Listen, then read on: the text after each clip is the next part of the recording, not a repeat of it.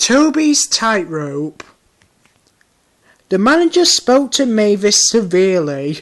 You are a very naughty engine. You have no business to go jantering a rat down Toby's line instead of doing your work up here. It's not Toby, protested Mavis. He's a fusspot.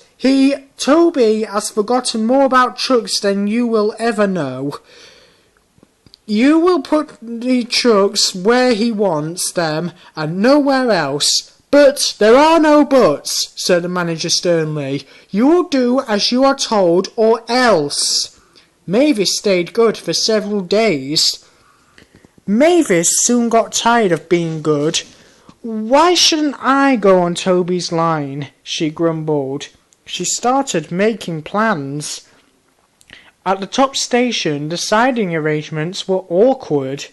To put trucks where Toby wanted them, Mavis had to go backwards and forwards, taking a few at a time. If, she suggested to her driver, we used the teeniest bit of Toby's line, we could save all this bother. Her driver, unsuspicious, spoke to the manager, who allowed them to go as far as the level crossing. Mavis chuckled, but she kept it to herself.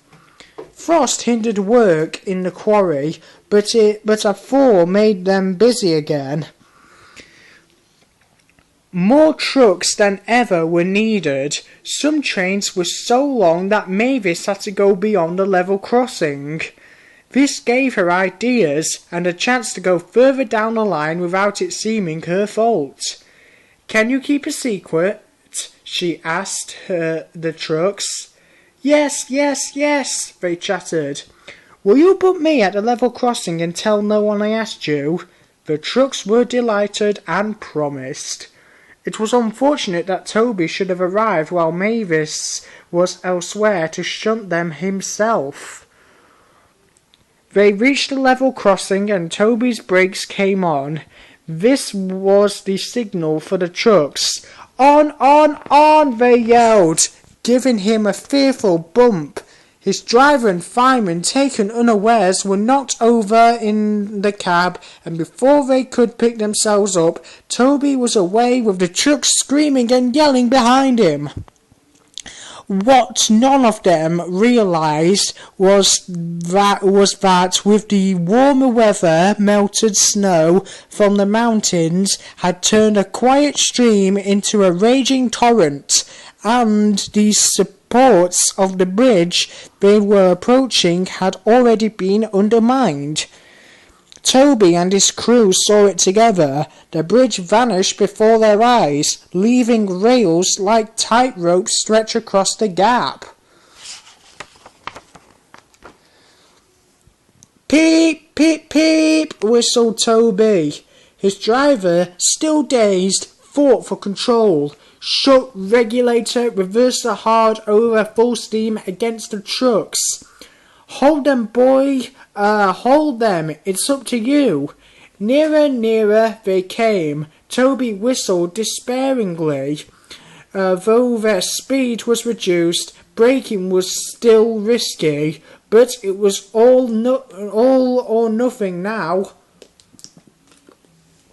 The driver braked hard.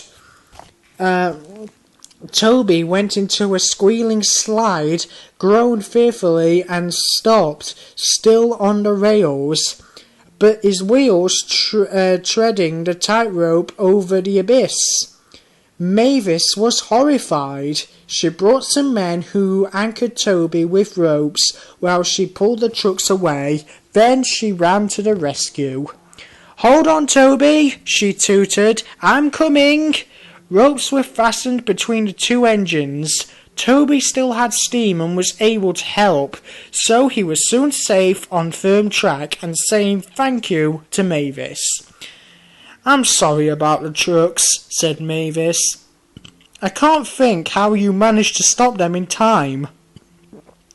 "Oh well," said Toby, "my drivers told me about circus people who walk tight ropes, but I just didn't fancy doing it myself." The Fat Controller thanks the manager and his men for rescuing Toby from his tightrope. "A very smart piece of work," he said.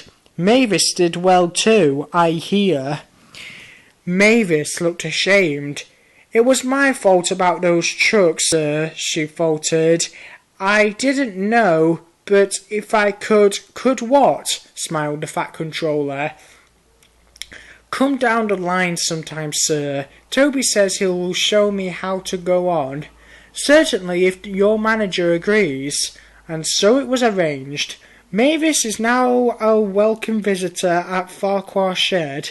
She is still young and still makes mistakes, but she is never too proud to ask Toby, and Toby helps her to put things right.